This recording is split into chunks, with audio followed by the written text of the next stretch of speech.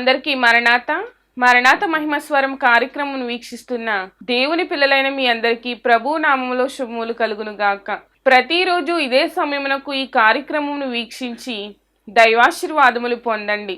ఇప్పుడు pastor Samuel Sundar Reddy గారు దేవుని వాక్య వర్తమానం అందిస్తారు. శ్రద్ధగా ఆలకించండి. నిర్గమకాండం 37వ అధ్యాయము మొదటి వచనం. మరియు బెసలేలు తుమ్మకర్రతో ఆ మందసమును చేసెను. పొడుగు 9వ వచనం. ఆ కేరూబులు పైకి విప్పిన రెక్కలు గలవై. అక్కడ మనం గమనించేటది అదంతా కూడా మొదటి 9 వచనాలు కూడా ఎలా ఉంటాయంటే కనుక మందసాన్ని చేసేసాడు మొత్తానికి. ఎవరు చేశారంటే బెసలేలు చేసినట్టుగా మనం చూస్తూ ఉన్నాం. దేవునికి స్తోత్రం. అలాగే చేసినటువంటి ఈ మందసాన్ని నిర్గమాకాండం 40వ అధ్యాయము మొదటి నుంచి 7 వచనాల్లో తీసుకొచ్చి ప్రత్యక్ష గుడారంలో దాన్ని ప్రతిష్ఠించినట్టుగా కూడా రాయబడింది. చదువుదాం.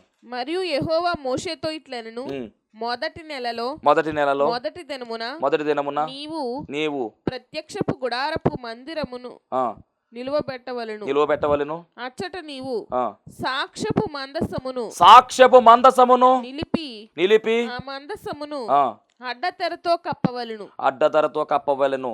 నీవు బల్లను లోపలికి తెచ్చి దాని మీద క్రమముగా ఉంచవలసిన వాటిని ఉంచి దీపవృక్షమును లోపలికి తెచ్చి దాని ప్రదీపములను వెలిగింపవలెను. సాక్ష్యపు మందసము ఎదుట దోమము వేయవలెను.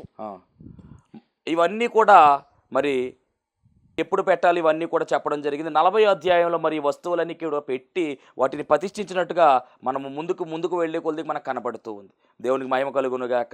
ఏదేమైనప్పటికీ కూడా మందస్సము ఎక్కడికి వచ్చింది అంటే కనుక మరి ప్రత్యక్ష గుడారములోనికి దేవుడు ఈ మందస్సాన్ని నడిపించినట్టుగా, ఈ మందస్సాన్ని ఏర్పాటు చేసినట్టుగా మనము చూస్తూ ఉన్నాం. ఇప్పుడు మందస్సము ఎక్కడ ఉంది అంటే కనుక అతి పరిశుద్ధ స్థలములో మందస్సం ఉంది. మందస్సం మీద ఏముంది అంటే కనుక కరుణాపీఠం ఉంది. ఆ కరుణాపీఠానికి అటు ఇటు కూడా 2 కెరూబులు ఉన్నాయి.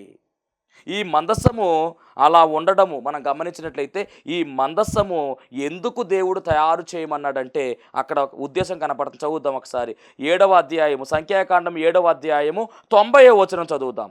7:90 సంఖ్యాకాండం 7:90. మోషే యెహోవాతో మాట్లాడుటకు ప్రత్యక్షపు గుడారములోనికి వెళ్ళినప్పుడు సాక్ష్యపు మందసం మీదనున్న కరుణాపీఠం మీద నుండి అనగా 2 కెరూబుల నడుమ నుండి తనతో మాట్లాడిన యెహోవా స్వరము అతడు వినెను. అది అంటే ఎక్కడి నుంచి దేవుడు మాట్లాడుతున్నాడంటే మందసము మీదనున్న కరుణాపీఠము మీద నుండి. అనగా ఈ కరుణాపీఠము నిలబడాలంటే కింద మందసము ఉండాలి. మందసము మీద ఉన్న కరుణాపీఠం మీద నుంచి మాట్లాడుతున్నాడు. అనగా ఇదంతా ఒకటే భాగమై ఉన్నది కనుక దేవుడు దిగి వచ్చి మాట్లాడే స్థలమే ఈ మందసము. మందసము చాలా ప్రాముఖ్యమైనది. దేవుడు దిగి వచ్చి మాట్లాడేటటువంటి పరిశుద్ధమైనటువంటి అతి పరిశుద్ధమైనటువంటి స్థలముగా పిలువబడింది ఈ మందస్సం. అనగా దేవుడు కూర్చునేటువంటి ఒక పీఠముగా కనబడుతూ ఉంది. దేవుడు దిగి వచ్చేటటువంటి స్థానముగా కనబడుతూ ఉంది ఈ మందసము. ఈ మందసములో దేవుడు ఏమి ఉంచమన్నాడు అంటే కనుక 2 రాతి పలకలు, అలాగే చిగురించిన అహరోను చేతికర్ర, అలాగే మన్నా గల పాత్ర, ఇవి 3 ఉంచమని చెప్పడం జరిగింది. ఏదేమైనా మందసం మీద దేవుడు వచ్చి మాట్లాడుతూ ఉన్నారు. అంత మాత్రమే కాదండి, ఈ మందసం ఇంకా దేని కొరకు ఉపయోగించారు అంటే కనుక సంఖ్యాకాండం 10వ అధ్యాయము 33వ వచనములో మనము చూసినట్లయితే ప్రయాణములో ఈ మందసము ఉపయోగించారు. యెహోవా కొండ నుండి 3 దినములు ప్రయాణము చేసిరి. వారికి విశ్రాంతి స్థలము చూచుటకు ఆ 3 దినముల ప్రయాణములో యెహోవా నిబంధన మందసము వారికి ముందుగా సాగెను. అదండి, ఈ మందసము ముందు సాగితే మందంతా కూడా చాలా చక్కగా వెళుతుంది. మందసము చాలా ప్రాముఖ్యమైనది. ఇది ప్రయాణములో ముందు ఉండాలి. ప్రయాణానికి ముందు మందసము నడిచింది. అలా నడిచినప్పుడే ఇశ్రాయేలీల జీవితంలో గొప్ప విజయాలు పొందుకున్నారు. మార్గము ఏర్పడింది. అవునా? ఎలా ఏర్పడింది మార్గం అంటే మనకందరికీ బాగుగా తెలుసు. యోర్దాను నది అడ్డు వచ్చినప్పుడు ఆ యోర్దాను నది వెనక్కు మళ్ళిందంటే కారణం ఏమిటంటే ఈ మందసమే. దేవునికి స్తోత్రం. మందసము మోస్తున్నటువంటి యాజకులు, మందసం మోస్తున్నటువంటి వారి యొక్క పాదములు మొట్టమొదటిగా ఆ యోర్దాను తాకిన వెంటనే యోర్దాను ఎగువకు పాకినట్టుగా, మార్గము సరళమైనట్టుగా, మార్గము ఏర్పడినట్టుగా పరిశుద్ధ గ్రంథములో మనము చూస్తూ ఉన్నాం. చదువుదాం. యెహోషువ గ్రంథము 3వ అధ్యాయము 10వ వచనం. వారితో ఇట్లా నేను సర్వలోకనాథుని నిబంధన మందసము, సర్వలోకనాథు నిబంధన మందసము మీకు ముందుగా యోర్దానును దాటబోచున్నది గనుక జీవము గల దేవుడు మీ మధ్య నున్నాడనియు ఆయన నిశ్చయముగా మీ ఎదుట నుండి కనానీయులను, హిత్తీయులను, పెరిజీలను, గిర్గేషీయులను, అమోరీయులను, యెబూసీయులను వెళ్ళగొట్టుననియు దీని వలన మీరు తెలుసుకొందురు. తర్వాత కాబట్టి ప్రతి గోత్రమునకు ఒక్కొక్క మనుషుని ఇశ్రాయేలీల గోత్రములలో నుండి 12 మనుషులను ఏర్పరచుకునుడి. సర్వలోకనాథుడగు యెహోవా మందసము, యెహోవా నిబంధన మందసమును మోయు యాజకుల అరకాళ్ళు, అదిగోండి యాజకుల అరికాళ్ళు యోర్దాను నీళ్లను ముట్టగానే యోర్దాను నీళ్లు అనగా ఎగువ నుండి పారు నీళ్లు ఆపబడి ఏకరాశిగా నిలుచును. అనగా యోర్దాను నది వెనకకు మళ్ళాలి అంటే, నదిలో మార్గము ఏర్పడాలి అంటే, ఇశ్రాయేలీలు ఈ దరి నుంచి అద్దరికి వెళ్ళాలి అంటే ఖచ్చితముగా మందసము ఉండి తీరాలి. మందసమే ముందు వెళ్ళాలి. మందసము ముందు వెళితే మార్గము సరళమవుతుంది. మందసము లేకుండా, మందసము వీరి వెంట రాకుండా వీరికి మార్గము సరళము కాదు. పాలు తేళ్లు ప్రవహించే దేశంలోనికి వీరు వెళ్ళాలి అంటే, దేవుడు వాగ్దానం చేసినటువంటి దేశంలోనికి వీరు వెళ్ళాలి అంటే ఖచ్చితముగా మందసము ముందు వెళ్ళాలి. మందసం ముందు వెళితేనే వీరి ప్రయాణము కొనసాగుతుంది. వీరి ప్రయాణములో క్షేమము కలుగుతుంది. వీరి ప్రయాణము సుభిక్షితముగా ముందుకు వెళ్ళేటటువంటి ఆవశ్యకత ఉన్నది. ఎప్పుడు అంటే మందసము వీరి ముందుగా వెళ్ళాలి. ఆ మందసము వెళ్ళింది కనుకనే యోర్దాను వెనకకు మళ్ళింది, మార్గము సరళమైంది. దేవుడు వాగ్దానం చేసినటువంటి ఆ యొక్క వాగ్దత్త భూమిలోనికి వీరు అడుగు పెట్టారు. అంత మాత్రమే కాదండి, యెహోషువ గ్రంథం 6వ అధ్యాయములో యెరికో గోడలు అడ్డొస్తాయి. అవి కూలిపోవడానికి కూడా కారణము గమనించాలి. మందసాన్ని మోస్తున్నటువంటి యాజకులు 7 మార్లు మరి ప్రదక్షిణము చేయగా తిరగగా, బూరలు ఊదగా ఆ యొక్క కోట గోడలు కూలిపోయినట్టుగా మనము చూస్తూ ఉన్నాము. అనగా ఎక్కడికి వెళ్ళినా ఈ మందసము వీరికి ఏమిచ్చిందంటే జయమిచ్చింది. ఈ మందసం మీదకు దేవుడు వచ్చి మాట్లాడుతున్నాడు. అంత మాత్రమే కాదు, ఈ మందసము వీరికి ముందుగా మార్గాన్ని సరళము చేసేదిగా కనబడుతూ ఉంది. ఈ మందసము యోర్దాను నదిని మరి వెనకకు మళ్లించిందిగా కనబడుతూ ఉంది. అంత మాత్రమే కాదండి, గొప్ప జయమును ఇచ్చినటువంటి మందసముగా ఈ మందసము కనబడుతూ ఉంది. దేవునికి స్తోత్రం. మందసము ముందు సాగింది కనుక మంద క్షేమముగా ముందుకు వెళ్ళి, ఎక్కడైనా అడ్డులు వచ్చినా, ఎక్కడైనా ఇబ్బందులు వచ్చినా ఈ మందసము అన్ని క్లియర్ చేసుకుంటా వెళ్ళిపోయింది. మందసము దేన్ని చూపిస్తుంది? ఈ మందసము చెప్పాలి అంటే కనుక దేవుని సన్నిధిని చూపిస్తుంది. ఈ మందసము చెప్పాలి అంటే ప్రభువైన యేసు క్రీస్తు ప్రభువారికి సాదృశ్యంగా ఉంది. యేసు క్రీస్తు ప్రభువారికి సాదృశ్యంగా ఈ మందసము ఉన్నది. ఈ మందసము ముందు వెళుతున్నది కనుకనే వెనకాల వారికి మార్గము సరళమైనది. అవును, యేసుక్రీస్తు ప్రభువారు కూడా మందకు కాపరిగా ముందు వెళుతూ ఉన్నాడు. నేనే మార్గము, ఐ యామ్ ద వే, నేనే సత్యము, ఐ యామ్ ద ట్రూత్, నేనే జీవము, ఐ యామ్ ద లైఫ్ అని చెప్పాడు దేవుడు. అనగా నేనే మార్గము అని చెప్పినది ఎవరు అంటే ఆయనే. ఈ లోకంలో చాలామంది భక్తులున్నారు, పెద్దలున్నారు, మహానుభావులు ఉన్నారు. వారందరూ కూడా పరలోకానికి మార్గము నేనే అని ఎవరు చెప్పలా. పరలోకానికి మార్గము ఉంది అన్నారు తప్ప పరలోకానికి మార్గము నేనే అని చెప్పినటువంటి వ్యక్తి, నేనని చెప్పినటువంటి దేవుడు ఎవరు అంటే యేసుక్రీస్తు ప్రభువారు మాత్రమే. అవును, ఆయన మాత్రమే మార్గమై ఉన్నాడు. ఇది మతము కాదు, ఇది మార్గము. ఏ మార్గము అంటే పరలోకానికి మార్గము. ఈ మార్గమే యేసుక్రీస్తు ప్రభు అయి ఉన్నాడు. కాబట్టి ఈ మార్గము సరళము చేయడానికే ఆయన వచ్చాడు. గమనించాలి, ఈ మందసము ఎవరిని చూపిస్తుందంటే ప్రభు అయిన యేసు క్రీస్తు వారిని చూపిస్తుంది.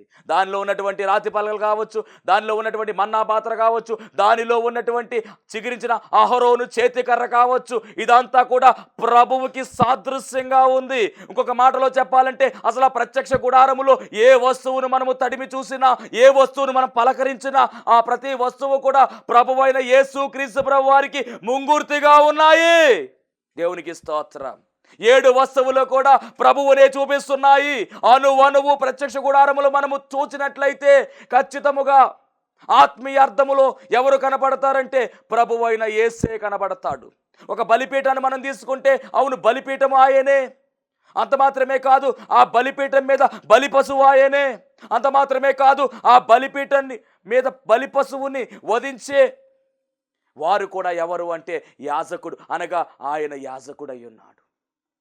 ప్రధాన యాజకుడు ఆయనే, బలిపీఠము ఆయనే, బలిపీఠం బలి పశువు కూడా ఆయనే, గంగాళము ఆయనే. దేవునికి స్తోత్రం. నీటి ద్వారా అనగా అక్కడ శుభ్రపరుచుకుంటూ ఉన్నారు వారు. ఇక్కడ వాక్యం అనేటటువంటి నీటి ద్వారా ఉతక స్నానము చేయిస్తూ ఉన్నాడు, మనల్ని పరిశుద్ధపరుస్తూ ఉన్నాడు. దీపవృక్షము ఆయనే, ధూపవేదిక ఆయనే, సన్నిధి సముఖ రొట్టెల బల్ల ఆయనే, దాని మీద పెట్టే రొట్టెలు ఆయనే, అలాగే మందసము ఆయనే, కరుణాపీఠము ఆయనే. టోటల్గా ప్రత్యక్ష గుడారం అంతా మనం చూసినట్లయితే కనుక ఆయనే ఉన్నాడు. ఇప్పుడు మందసముగా ఉన్నటువంటి యేసుక్రీస్తు ప్రభువు వారు మార్గముగా మారి నడిపిస్తూ ఉన్నాడు, గొప్ప జయాన్నిస్తూ ఉన్నాడు. అలాంటి మందసం అండి. ఏం జరిగిందో మనం జాగ్రత్తగా ముందుకు వెళ్ళినట్లయితే యెహోషువ గారి కాలములో మరి కనాను దేశానికి వీరు చక్కగా చేరుకున్నారు, విభాగాలు అయ్యాయి. ఆ తరువాత క్రమములో సమూయేలు కాలానికి వచ్చే సమయానికి ఈ మందసము మరి షిలోహు మందిరములో ఉన్నట్టుగా మనము చూస్తూ ఉన్నాము. సమూయేలు గ్రంథములకు మనం వెళ్ళిపోతే కనుక మొదటి సమూయేలు గ్రంథములో ఈ చరిత్ర మనం చూస్తాం. ఎందుకంటే అన్నా వచ్చి ఎక్కడ మొర్రపెట్టినట్టుగా రాయబడింది బైబిల్ గ్రంథములో. మొదటి అధ్యాయము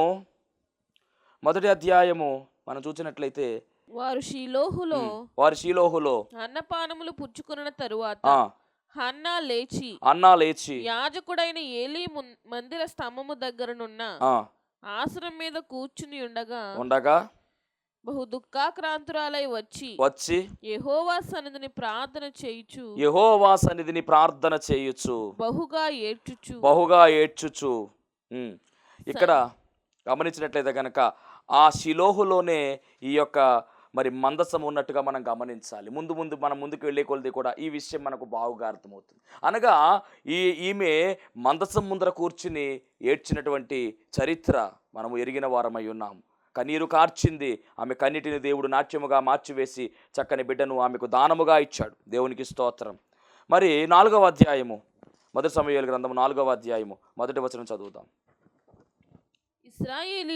ఇశ్రాయేలీయులు ఫిలిష్తీయులతో యుద్ధము చేయుటకై బయలుదేరి ఎబెనేజరులో దిగగా ఫిలిష్తీయులు అఫెకులో దిగిరి. ఒక మాట, ఇక్కడ మందసం ఉన్నదన్న విషయం మనకు క్లారిటీ రావాలంటే 3వ అధ్యాయము, మొదటి సమూయేలు కదా 3వ అధ్యాయము 1వ వచనం చదువుదాం. బాలుడైన సమూయేలు ఏలీ ఎదుట యెహోవాకు పరిచర్య చేయుచుండెను. ఆ దినములలో యెహోవా వాక్కు ప్రత్యక్షమగుట అరుదు, ప్రత్యక్షము తరచుగా తటస్థించుట లేదు. ఆ కాలమందు ఏలీ కన్నులు మంద దృష్టి గలవైనందున అతడు చూడలేక తన స్థలమందు పండుకొని ఉండగా దీపము ఆరిపోక మునుపు సమూయేలు దేవుని మందసమున్న యెహోవా మందిరములో పండుకొని ఉండగాను. చాలండి. ఆ మందసం ఎక్కడ ఉంది అంటే గనక అనగా ప్రత్యక్షపు గుడారము దగ్గర ఉన్న ఈ మందసము షిలోహు మందిరములోనికి వెళ్ళిపోయింది. ఇది గమనించాలి. ఇప్పుడు ఆ మందసం దగ్గర నుంచే మరి స్వరం వినపడద్ది ఈయనకి, సమూయేలు దేవుడు పిలుస్తాడు, అక్కడ దేవుడు మాట్లాడతాడు. రైట్. ఆ మందసం అండి మరి అక్కడ షిలోహు మందిరములో ఉంది. గమనించాలి. ఈ ఏలీకి 2 కుమారులు ఉన్నారు, ఓఫ్ని ఫినిహాసు. వీరు యాజకులుగా చేస్తున్నారు. ఒకరోజు ఏం జరిగింది అంటే 4వ అధ్యాయం వస్తలోకి ఒక యుద్ధం జరుగుతుంది. ఇశ్రాయేలీయులకు ఫిలిస్తీయులకు యుద్ధం జరిగింది. చదువుదాం 4వ అధ్యాయము 1వ వచనములో, ఇశ్రాయేలీయులు ఫిలిస్తీయులతో యుద్ధము చేయుటకై ఆఫెకులో దిగిరి. ఫిలిస్తీయులు ఇశ్రాయేలీల మీద తమ్మును యుద్ధ పంక్తులుగా తీర్చుకొనగా వారు యుద్ధములో కలిసినప్పుడు ఇశ్రాయేలీయులు ఫిలిస్తీయుల ఎదుట ఓడిపోయి యుద్ధ భూమిలోనే ఎక్కువ తక్కువ 4,000 మంది హతులైరి. అదండి, మొత్తం మీద ఇశ్రాయేలీయులే ఓడిపోయారు, 4,000 మంది హతులైపోయారు. అలా ఓడిపోయిన తర్వాత 4,000 మంది హతులైపోయిన తర్వాత వీళ్ళు మీటింగ్ పెట్టుకున్నారు. ఇశ్రాయేలీయులు మీటింగ్ పెట్టుకుని పెద్దలందరూ కూడా అనుకుంటారు కదా, ఇదిగో మనం ఓడిపోయాం, మనం నెగ్గాలి అంటే గనక నిబంధన మందసం మన దగ్గర ఉండాలి. కాబట్టి జనులు 3వ వచనం, కాబట్టి జనులు పాలెములోనికి తిరిగి రాగా ఇశ్రాయేలీయుల పెద్దలు యెహోవా నేడు మనలను ఫిలిస్తీయుల ముందర ఎందుకు ఓడించెను షీలోహులోనున్న యెహోవా నిబంధన మందసమును. ఇక్కడ క్లారిటీ వస్తుంది. షీలోహులోనున్న యెహోవా నిబంధన మందసము మనము తీసుకొని మన మధ్య నుంచుకొందుము రండని. అది మన మధ్య నుండిన ఎడల అది మన శత్రువుల చేతిలో నుండి మనలను రక్షించుననిరి. మనల్ని రక్షించు. వీళ్ళకి ఎంత నమ్మకం వచ్చింది చూడండి. అంటే జయం ఇవ్వాలంటే ఈ నిబంధన మందసం వారితో ఉండాలనుకున్నారు. మొత్తం మీద నిబంధన మందసాన్ని తీసుకొచ్చేసారు. కాబట్టి జనులు షీలోహునకు కొందరిని పంపించి అక్కడ నుండి కెరూబుల మధ్య ఆసీనుడయ్యుండు సైన్యములకు అధిపతియగు యెహోవా నిబంధన మందసమును తెప్పించిరి. మొత్తం మీద అక్కడ మరలా యుద్ధం జరుగుతుంది. అయినప్పటికీ నిబంధన మందసం ఉన్నప్పటికీ కూడా 30,000 మంది చనిపోయినట్టుగా, ఇశ్రాయేలీలు మరలా ఓడిపోయినట్టుగా, మందసము పట్టబడినట్టుగా రాయబడింది అక్కడ. 4:10 మనం చూస్తే కనుక ఫిలిస్తీయులు యుద్ధము చేయగా ఇశ్రాయేలీయులు ఓడిపోయి అందరూ తమ డేరాలకు పరిగెత్తి వచ్చిరి. అప్పుడు అత్యధికమైన వధ జరిగెను. ఇశ్రాయేలీయులలో 30,000 కాల్బలము కూలెను మరియు దేవుని మందసము పట్టబడెను. అది కాకను ఓఫ్ని ఫినిహాసులు అనగా ఏలి యొక్క 2 కుమారులు చనిపోయారు, చంపేశారు వారిద్దరిని కూడా. ఎందుకంటే మందసము కూడా వీళ్ళే ఉన్నారు. మందసాన్ని మొత్తాన్ని మీద పట్టుకెళ్ళిపోతున్నారు. ఇప్పుడు ఎవరంటే ఫిలిస్తీయులు. ముట్టుకుంటేనే తప్పు, అలాంటిది ఓపెన్ చేసేశారు. మందసాన్ని ఓపెన్ చేసి చూశారు గనుకనే ఒకేసారి రాలిపోయారండి వారందరూ. కాబట్టి మందసం దగ్గర చాలా జాగ్రత్తగా ఉండాలి. దేవుని సన్నిధికి గుర్తుగా ఉంది, అలాగే యేసు ప్రభుకి సాదృశ్యంగా కనబడుతుంది. చాలా జాగ్రత్తగా ఉండాలి మనం. దేవునికి స్తోత్రం. 6:20 చూద్దాం. అప్పుడు బెత్షెమెష వారు పరిశుద్ధుడైన యెహోవా సన్నిధిని ఎవరు నిలవగలరు అని చెప్పి, అయ్యి బాబు ఈ మందసం మన దగ్గర ఉంటే మనం ఉండగలమా అని చెప్పి వాళ్ళు భయం వేసండి. చివరికి మందసాన్ని అంటండి కిరియతరీము వారు వచ్చి కిరియతరీము కాపురస్తులకు దూతలను పంపి ఫిలిస్తీయులు యెహోవా మందసమును మరల తీసుకుని వచ్చిరి.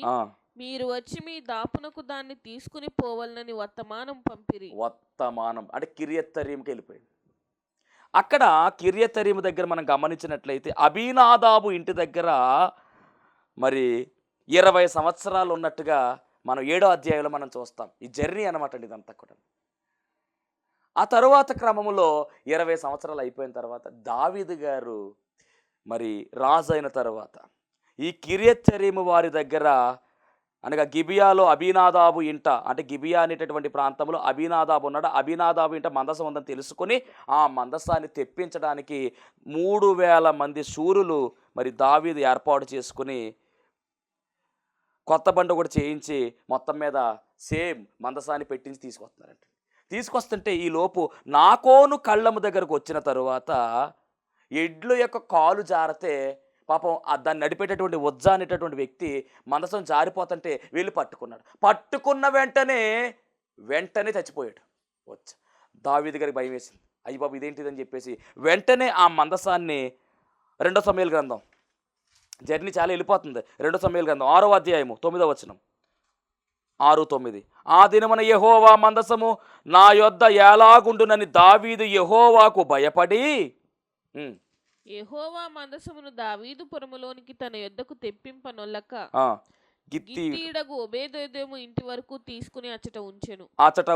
అనగా ఇప్పుడు మందసం ఎక్కడికి వెళ్ళిపోతుందంటే గిత్తీయుడగు ఒబేదెదోము ఇంటికి వెళ్ళిపోయిందండి. యెహోవా మందసము 3 నెలలు గిత్తీయుడగు ఒబేదెదోము ఇంటిలో ఉండగా యెహోవా ఒబేదెదోమును అతని ఇంటి వారినందరినీ ఆశీర్వదించెను. 3 నెలలు ఉంది, 20 సంవత్సరాలు అక్కడ ఉంది. మరి అక్కడ ఎలా ఉందో తెలియదు కానీ ఇక్కడ 3 నెలలు అనగా గిత్తీయుడైనటువంటి ఒబేదెదోము భక్తిపరుడు గనుక, సన్నిధి ఉన్నది గనుక, దేవుడంటే భయభక్తులు కలిగిన వాడు గనుక దేవుడు ఒబేదెదోమును ఆశీర్వదించాడు. ఎంత బాగా ఆశీర్వదించాడంటే 3 నెలల్లో ఒబేదెదోము యొక్క స్టార్ మార్క్ మారిపోయింది. ఈ ఒబేదెదోము ఆశీర్వాదం పొందుకున్నాడు. ఎలా పొందుకున్నాడంటే మందసము వారి ఇంటికి వెళ్ళింది కాబట్టి పొందుకున్నాడన్న విషయము దావీదు గారికి తెలిసింది. వెంటనే దావీదు గారు మందసం అక్కడ ఉండడానికి వీల్లేదు, తీసుకొచ్చేయాలని చెప్పేసి మొత్తం మీద మందసాన్ని ఎలా తీసుకురావాలంటే బండి మీద కాదు, పాతకాలంలో మోసినట్టుగా తీసుకురావాలని తెలుసుకున్నాడో మోతకర్రలు తయారు చేయించాడు. అంత మాత్రమే కాదండి, మందసం మోసేటటువంటి వారు 6 అడుగులు సాగగా అనగా దూరంగా ఉండి మోసేలాగా ఆయన ఏర్పాటు చేశాడు. 6:16 యెహోవా మందసము దావీదుపురమునకు రాగా సౌలు కుమార్తెయగు మీకాలు కిటికీలో నుండి చూచి యెహోవా సన్నిధిని గంతులు వేయుచు నాట్యమాడుచు దావీదును కనుగొని తన మనసులో అతని హీనపరచెను. దేవునికి స్తోత్రం. మొత్తం మీద ఈ 16వ అధ్యాయం పైనుంచి మనం చదువుకొస్తే కనుక, 6వ అధ్యాయం పైనుంచి మనం చదువుకొస్తే కనుక మరి అక్కడ మందసము ఏ విధముగా మరి మోయాలని ఈయన ప్లాన్ చేశాడు, ఇవన్నీ కూడా అక్కడ ఉన్నాయి. మొత్తానికి ఈ మందసం దగ్గరండి ఈయన నాట్యం ఆడాడు. దేవునికి స్తోత్రం. మరి నాట్యం ఆడి చక్కగా మందసము చాలా క్షేమంగా మరి అక్కడికి తీసుకురావడం జరిగింది. మందిరము కట్టే ఆలోచన తర్వాత మనం గమనించినట్లయితే కనుక మందిరము కట్టే ఆలోచన వచ్చింది. ఆ మందిరము కట్టిన తర్వాత మందసము మందిరంలోనికి వెళ్ళిపోయింది. చదువుదాం, అది చదివి మనం ముగిందాం. 1 రాజుల గ్రంథం 8:6 అనగా ఈ ప్రయాణం అన్నమాట. మందసం ఎలా వెళ్ళిందో మనం గమనిస్తున్నాం. మరియు యాజకులు యెహోవా నిబంధన మందసమును తీసుకొని దాని స్థలములో అనగా మందిరపు గర్భాలయమగు అతి పరిశుద్ధ స్థలములో, అదిగోండి ఎక్కడికి వెళ్ళిపోయిందంటే మందిరపు గర్భాలయం అతి పరిశుద్ధ స్థలం. అంటే మందసం ఎక్కడ ఉండాలి? అతి పరిశుద్ధ స్థలంలో ఉండాలి. ప్రత్యక్ష గుడారంలో కూడా అక్కడే ఉంది. ఇప్పుడు సొలొమోను కట్టించినటువంటి మందిరము యొక్క స్ట్రక్చర్ ఏమిటంటే ఆవరణము, పరిశుద్ధ స్థలము, అతి పరిశుద్ధ స్థలము. అతి పరిశుద్ధ స్థలములో గర్భాలయం ఉన్నటువంటి స్థలం అది. అక్కడ ఈ యొక్క మందసాన్ని పెట్టినట్టుగా దాని మీద కెరూబులు, దాని మీద మరి కెరూబుల రెక్కల క్రింద దానిని ఉంచిరి. దేవునికి స్తోత్రం. అనగా మందసం ఎక్కడికి వెళ్ళిపోయిందంటే ప్రత్యక్ష గుడారములో నుంచి దేవుని మందిరములోనికి, సొలొమోను గారి ద్వారా ఏర్పాటు చేసినటువంటి మందిరములోనికి ఈ మందసం వెళ్ళిపోయింది. తర్వాత మందసం ఏమైపోయిందో తెలియదు ఎవరికి కూడా. దేవునికి స్తోత్రం. హల్లెలూయా. మరి ఈ మందసం అండి ప్రకటన గ్రంథంలో మరల మనం చూస్తాం. మరల ఇంకెక్కడ కనపడదు. ప్రకటన గ్రంథంలో మనం చూస్తాం ఈ మందసం. 11వ అధ్యాయం 19వ వచనం. ప్రకటన గ్రంథం 11:19. మరియు పరలోకమందు దేవుని ఆలయము తెరవబడగా దేవుని నిబంధన మందసము ఆయన ఆలయములో కనబడెను. అని ఈ నిబంధన మందసంలో ఏముంది అంటే మన్నా పాత్ర ఉంది. అది మనకు దేవుడు చూపించబోతూ ఉన్నాడు. ఈ మందసంలో ఏముందంటే చిగురించిన అహరోను చేతికర్ర ఉంది. అది మనం చూస్తాం. 2 ఆజ్ఞల పలకలు ఉన్నాయి.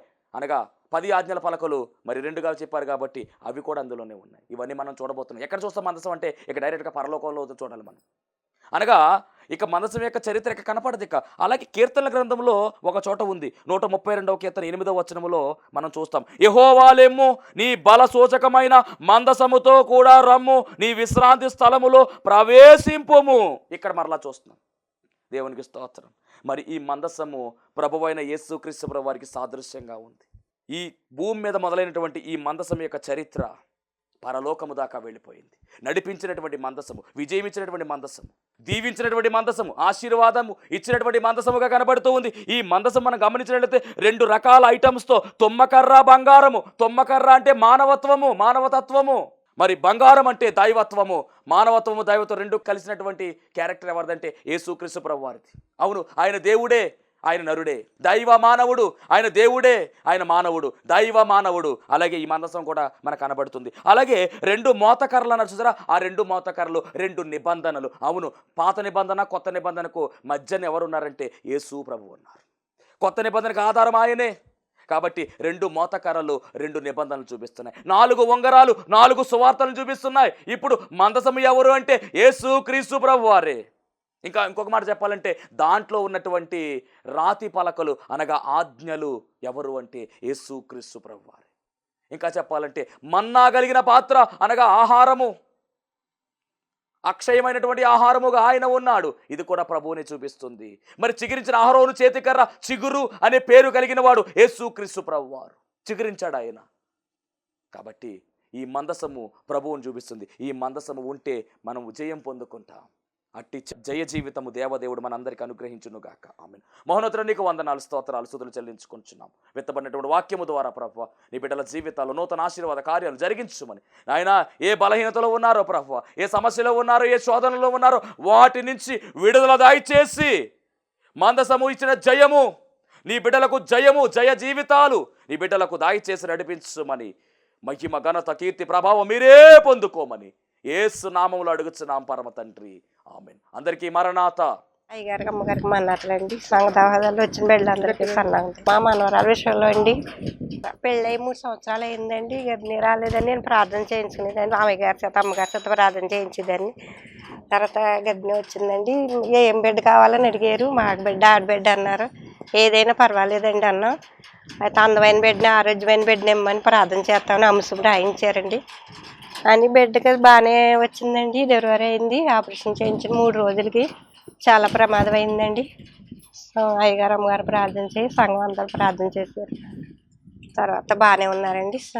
చిన్న సాక్ష్యం దేవుడి గురించి. వీరి శాలకు వచ్చి అంశం పెట్టుకొనగా దేవుడు గర్భం తెరిచి చక్కని ఆడబిడ్డను వీరికి దానముగా దయచేశారు. అలాగే ఆపరేషన్ అయిన తర్వాత ఎంతో సీరియస్ అయింది. ఆ తర్వాత కూడా దేవుడు స్వస్థత కార్యము జరిగించి బిడ్డను క్షేమంగా వీరికి ఇచ్చి ఉన్నారు. ఈ సాక్ష్యం దేవుడు దీవించును గాక. దేవునికి స్తోత్రం. అందరికీ వందనమన్న తెలియజేస్తున్నాను. మరణాత మహిమస్వరం అనే ఆధ్యాత్మిక కార్యక్రమాన్ని వీక్షిస్తున్న మీ అందరికీ కూడా మరొక పర్యాయము ప్రభు పేర వందనమన్న తెలియజేస్తూ ఉన్నాను. మరి ఈ కార్యక్రమము ఎంతో ఆశీర్వాదంగా ఉందని, ఈ కార్యక్రమం ద్వారా ఎన్నో మేలు పొందుకున్నామని మరి మీరందరూ కూడా ఫోన్ కాల్ చేస్తూ ఉన్నారు. చాలా సంతోషము. ఎన్నో అద్భుత ఆశ్చర్యకార్యాలు దేవాదేవుడు ఈ కార్యక్రమం ద్వారా జరిగిస్తూ ఉన్నారు. దేవుని నామమునికి మహిమ కలుగునుగాక. మరి మీరు చూస్తున్నటువంటి ఈ యొక్క షెడ్ గురించి గతంలో మీకు చెప్పడం జరిగింది. యజమానుడు మరి దీన్ని బేరం పెట్టారని చెప్పేసి, దీన్ని తీసుకుంటే ఇక్కడ ఆరాధన జరుగుతుంది, లేకపోతే మనం బయటికి వెళ్ళాలనేటువంటి పరిస్థితిని మీకు చెప్పినందుకు చాలామంది మరి సహకరించారు. కొంతమంది మరి అమౌంట్ పంపించడం జరిగింది, అలాగే ప్రార్థన చేయడం జరిగింది. దేవుని మహాకృపను బట్టి పంపించినటువంటి కొంత అమౌంట్ మరి యజమానుడికి కట్టడం జరిగింది. ఇంకా చాలా అమౌంట్ మనము వారికి ఇవ్వాల్సి ఉంది. కనుక మరి ఈ కార్యక్రమాన్ని వీక్షిస్తున్నటువంటి మీకు ఎవరికైనా కనుక ప్రేరేపణ కలిగినట్లయితే కనుక మరి మీ వంతు సహకారాన్ని అందించండి. ఈ దేని సేవకునికి మీ యొక్క సహకారం అందించి ఈ సేవను మరి ముందుకు వెళ్ళేలాగా సహకరించవలసిందిగా ప్రభు పేరు తెలియజేస్తూ ఉన్నాను. మీకు ఎవరికైనా కనుక మరి ప్రేరేపణ కలిగినట్లయితే కనుక స్క్రీన్ మీద కనపడుతున్నటువంటి ఆ నెంబర్కి ఫోన్పే చేయండి, లేదా ఫోన్ చేసినట్లయితే కనుక నేనే స్వయంగా మాట్లాడతాను.